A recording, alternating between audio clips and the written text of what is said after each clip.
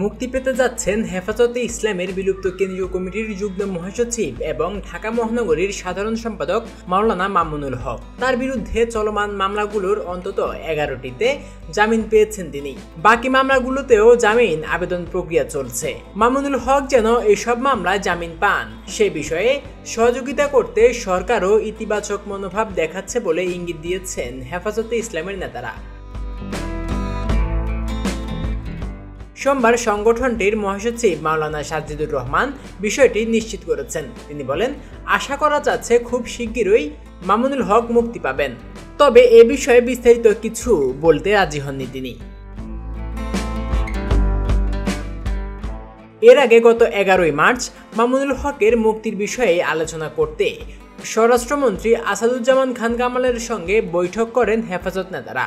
ধর্মমন্ত্রী ফরিদুল হক খান সহ সরকারের উচ্চপদস্থ কর্মকর্তারা বৈঠকে অংশ নেন। সংগঠনটির মহাসচিব মাওলানা সাজ্জিদুর রহমান দাবি করেন, মামুনুল হকের মুক্তির বিষয়ে সহযোগিতার আশ্বাস দিয়েছেন স্বরাষ্ট্রমন্ত্রী। সে সময় তিনি বলেছিলেন, ঈদের আগে আগে মাওলানা মামুনুল হকের জামিন ও মামলা প্রত্যাহারের আশ্বাস দিয়েছেন মন্ত্রী, কিন্তু এবার যদি এই আশ্বাস বাস্তবায়ন না হয় তাহলে আমরা কর্মসূচি দেব বলে স্বরাষ্ট্রমন্ত্রীকে জানিয়েছি। এদিকে গত 24শে এপ্রিল 3 মামলায় জামিন পান মামুনুল হক। এ বিষয়ে মামুনুল হকের আইনজীবী আব্দুস সালাম হিমেল কালবেলাকে বলেন, 2013 সালের মতিঝিল থানার এক মামলায় ও 2021 সালের পল্টন থানার 2 মামলায় জামিন পেয়েছেন মামুনুল হক। তার বিরুদ্ধে ঢাকায় ও ঢাকার বাইরে একাধিক মামলা রয়েছে। ওইসব মামলায় জামিন পেলে তিনি কারামুক্ত হতে পারবেন। এর আগে গত 4 এপ্রিল নারায়ণগঞ্জের সোনারগাঁ থানায় দায়ের করা ধর্ষণ মামলায় জামিন পান মামুনুল হক। এছাড়া গত 5ই ফেব্রুয়ারি আরও 2 মামলায় জামিন পান তিনি। তার আগে 2023 সালের 3 মে 5 মামলায় হাইকোর্ট থেকে স্থায়ী জামিন পান মামুনুল হক। গণমাধ্যমে প্রাপ্ত তথ্যানুসারে সব মিলিয়ে বর্তমানে অন্তত 11টি মামলায় জামিনে আছেন হেফাজতের এই নেতা।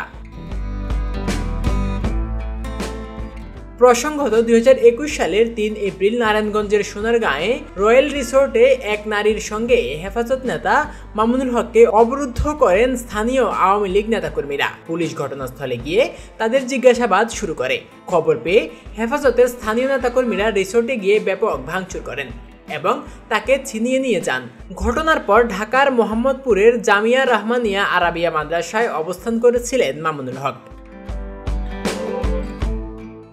15 দিন পর ওই মাদ্রাসা থেকে মোবাইল ও মানিব্যাগ চুরির একটি মামলায় মামুনুল হককে গ্রেপ্তার করে পুলিশ। পরে 30শে এপ্রিল সোনারগাঁ থানায় তার বিরুদ্ধে বিয়ের প্রলোভনে ধর্ষণের মামলা করেন তার সঙ্গে রিসোর্টে অবরুদ্ধ হওয়া নারী। যদিও ওই নারীকে তার দ্বিতীয় স্ত্রী দাবি করে আসছেন মামুনুল হক। এরপর ওই মাসেই দেশের বিভিন্ন স্থানে তার বিরুদ্ধে রাষ্ট্রদ্রোহ সহ অর্ধশতাধিক মামলা হয়েছে। পরে সেসব মামলায় তাকে গ্রেপ্তার দেখিয়েছে পুলিশ। গ্রেপ্তারের পর থেকে এসব মামলায় তিনি কারাগারে আছেন। অর্থাৎ 2021 সালের 18 গ্রেপ্তার হওয়ার পর থেকে এখন পর্যন্ত কারাগারে রয়েছেন মামুনুল হক। ফয়সাল আহমেদ, আজকের সারাদিন।